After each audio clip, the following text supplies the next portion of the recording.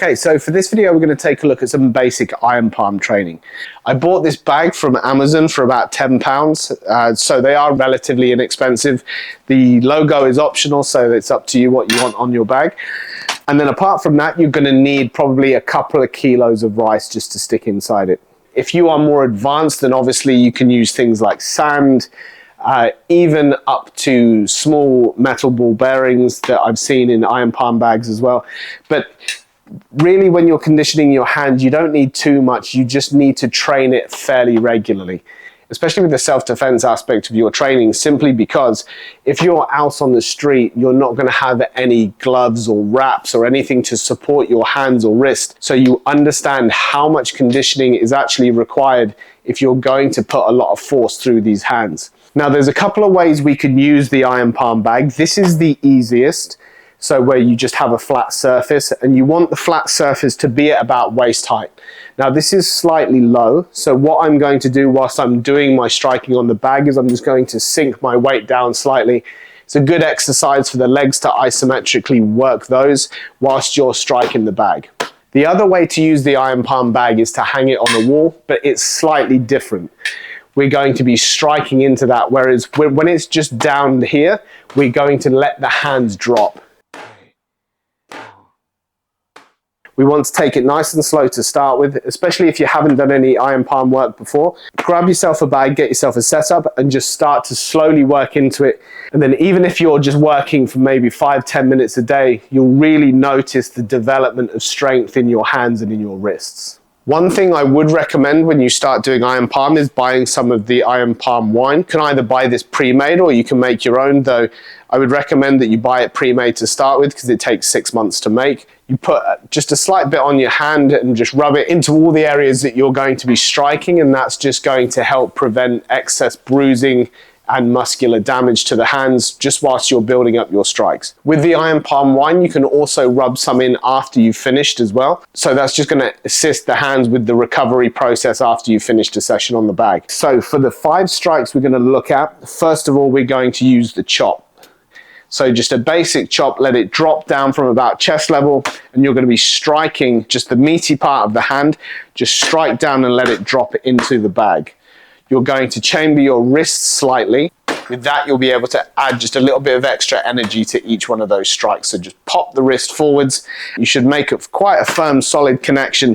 And again, you can either do it single hand and do a particular number of reps, or you can alternate, and then that's going to just keep everything even as you're working through those sets. For the second one, we're going to take a look at just a flat palm. So the idea of the flat palm is we're going to condition the whole surface, so including the base of the fingers here. So as it comes down, we're going to strike with the hand flat, just separate the fingers slightly, because once you start doing this hundreds of times, you might even find that the fingers knock against each other. So just separate the fingers ever so slightly. You're going to make contact with just a slight tension in your palm. If you're doing backward, this is very, very good for strengthening that position. So from here, lift and drop. The great thing about doing iron palm, again, as I said, is that a lot of systems such as the internal arts, they don't have a lot of focus on conditioning training. So it tends to be something that's adopted from other systems such as Wing Chun or Hungar or some of the harder styles, but it's definitely essential to your training. Moving on to this rolling back palm, we're going to just turn the hand over and let it drop. So it rolls over and it drops under its weight. Make sure that you keep any tension out of the wrist, because as the hand makes connection, depending on whereabouts on the bag you hit, you might end up striking the top of the wrist. So you don't want to have a lot of force in there, because a lot of the tendons and ligaments around the wrist can get damaged. Okay, so moving on to the 4th hand position, we're going to do a punch. Now, it's going to be slightly off because we can't really get over the top of it and drive the hand down like we would want to.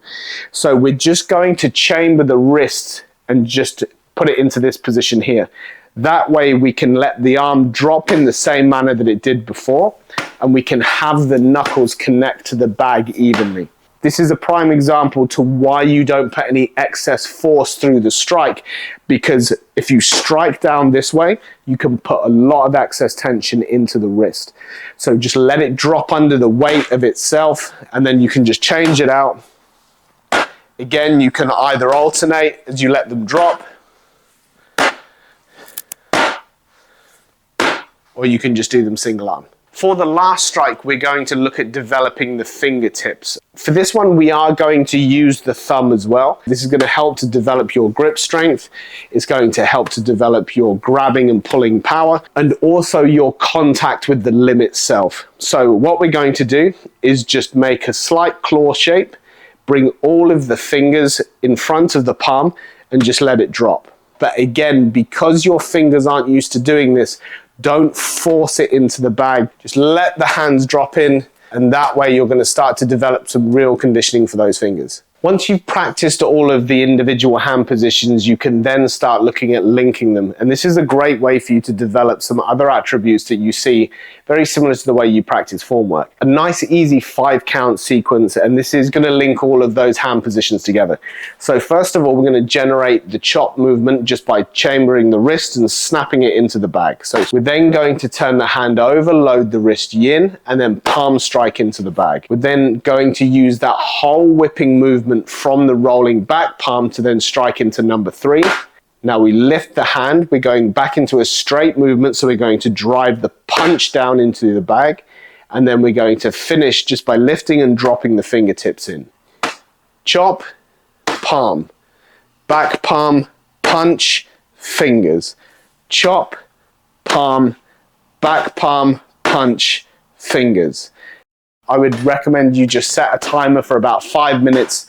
You can listen to music, you can watch some TV, whatever you want to do. Just try to get as much of the iron palm stuff in as possible, and you'll really start to develop that strength in your hands and in your wrists. Okay, so if you have any questions about the iron palm training, I will be including some more advanced iron palm techniques in some future videos. But for now, if you just start with the 5, if you haven't done any before, but if you have got some other ideas, please share them. I'd love to have a look. Thanks for watching.